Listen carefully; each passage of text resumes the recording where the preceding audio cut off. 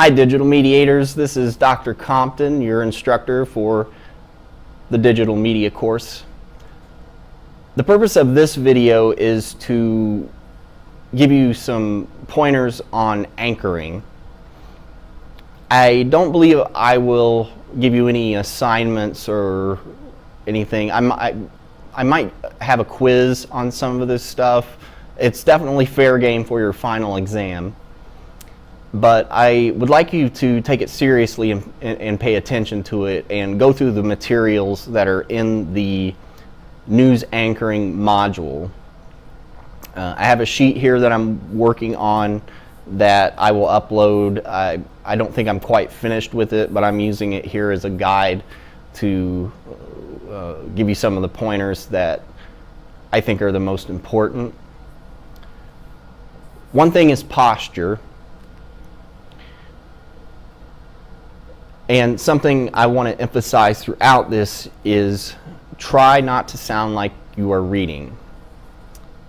Try to have a conversational tone like the one I'm having right now.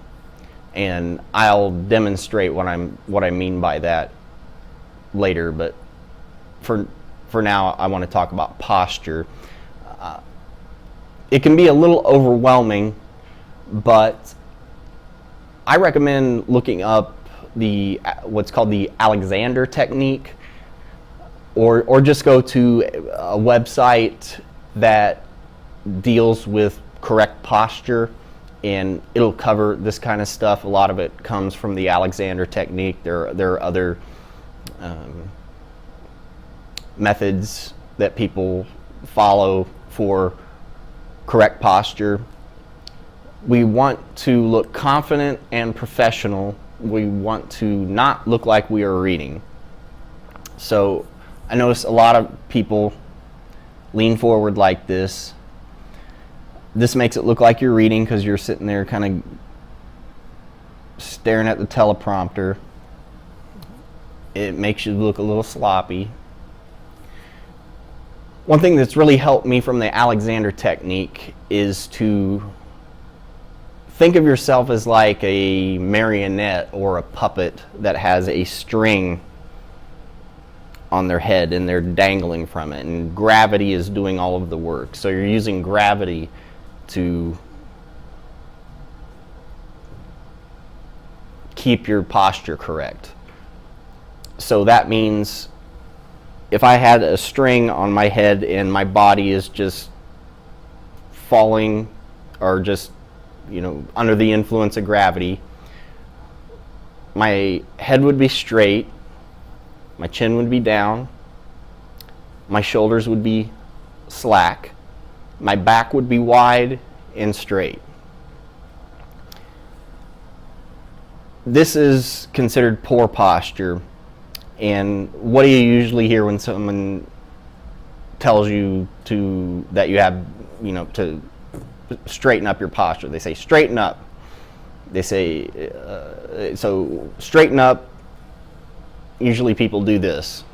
They pull their shoulders back and up, pull their head back, their chin's pointing out. This is overcorrection. This isn't good posture either. Good posture is shoulders are slack, chin is down, back is wide and straight. It might feel a little uncomfortable at first. I would recommend practicing it in your daily life. It's also just a good practice in general for your physical health. Right now you may not notice it, but when you get to be 41 like me, and have had to see chiropractors and things like that from sitting with bad posture, you'll start to feel the effects of it with the years of gravity pulling you the wrong direction because you're not using proper posture. So I have a little seating chart or a little diagram here in the studio that shows you the difference between bad and good seating posture. Here's some other quick tips. Again, I want to emphasize, try not to look like you're reading, or try not to sound like you're reading, and try to sound conversational. Try to sound natural, avoid extremes, don't be overly monotone, use voice inflection, but don't be overly animated or overly giggly. I know that's easy to do. Sometimes when we're nervous, we will giggle. I notice that happens a lot. Try to avoid that. I notice a lot like if someone makes a mistake. If you make a mistake, just correct it and move on. If it's the kind of mistake where you lose your place and you totally stop, then we do have to start over. And I've gone through this process, and I've had to learn it, and that's why I try to be extremely patient when it comes to how many takes we do. I don't mind if it takes you as many takes as if it takes 20 takes, because I know this it makes a lot of people nervous. It's public speaking. You're reading from this tiny teleprompter, and I kind of want to apologize for how small this teleprompter is. I wish there were a better option. I'll try to look into other options for it. The only other ones I know of would be, and I don't even know if this is possible, but would be to somehow get another iPad rather than using an iPhone for a teleprompter.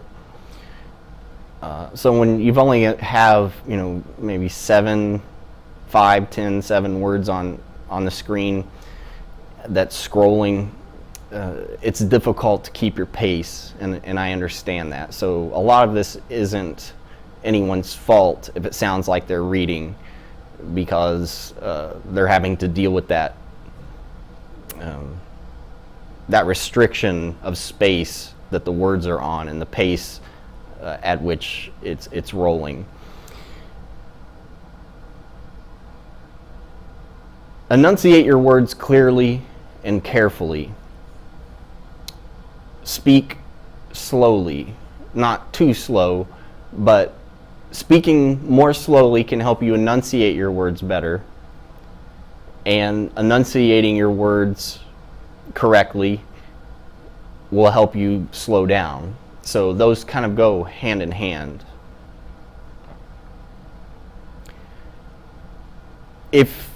I recommend you take opportunities to practice anchoring in the studio. Anytime you want to, just ask me and I'll set this all up. If you'd like, we can record it, and I can give you the file, and you can look over it and see areas where you can improve. I taught college courses online and would do video lectures, and sometimes would share them on Facebook, and I've had colleagues give me some tough love and say how poorly I was doing. And so I started, when I would record them, watching myself and seeing things that I wanted to change, avoiding and this is stuff, since you're dealing with a teleprompter, that doesn't come up much, but saying a lot. I've considered getting a different chair, a stationary chair. Fortunately, we haven't had too much of a problem, but this swiveling in the chair, that's something I do. I have ADD, diagnosed with it, and it's easy for me to kind of nervously do this, or just habitually do this. Avoid doing this. This looks unprofessional and is distracting. So you want to try to sound natural, try to look natural, try to sound and look professional, and try not to sound like you're reading. Use a conversational tone like I'm using right now. I'll try to demonstrate, or I will demonstrate this when I'm going to do a little practice anchor session, and I won't green screen it out or anything. I'll just do a little segment, and you'll see I'll make mistakes too. This little teleprompter is a problem, and I understand that, but employing these techniques can help overcome a little bit of the problems we're facing with the teleprompter. Vary your voice inflection and use head movements. This can help with the reading. It can make it look less like you're reading. If you're watch news anchors, and if you watch it with the sound off, they look ridiculous because they're doing these head movements. But if you hear them speaking while they're doing it, you can see that it makes their presentation more effective. Because if I'm just sitting here like this, it kind of looks obvious that I'm staring into something and reading it off of a teleprompter. So if I'm doing this as I'm talking, it looks conversational, and it doesn't look stiff or as unnatural, even though it kind of feels unnatural to move your head around while you're talking like that. This helps, maintaining a conversational tone, and again, not sounding like you're reading. One thing I've noticed is that some of us will speed through the announcements and use the exact same tone for each announcement. And when you do that, especially if there's a short announcement, if you follow up that announcement quickly and you're using the same tone for both announcements, it's difficult for the audience to know the difference between the first item, the first announcement, and the next announcement. So, practice. Just pick two tones if you need. That's really all that's necessary. Just so that when you go from one announcement to the next, you don't have the exact same tone as you had before. And I'll try to do that. And it's not easy. And you'll probably see that it's not that easy for me either when I demonstrate this in a minute. So it can confuse your audience if you're using the exact same tone and the announcements start running together and sounding like it's all part of one announcement. And again, it makes it sound just like you're reading if you're using the same tone. So I think that covers everything I wanted to go over today.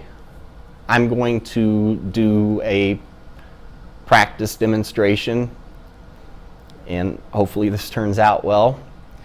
If you see a little blip in this video, that means I may have messed up and corrected it in post. So I just want to do a good job to demonstrate to you how I would like to see the news done, or at least show you how I've employed these methods, and you can tailor them to your own liking.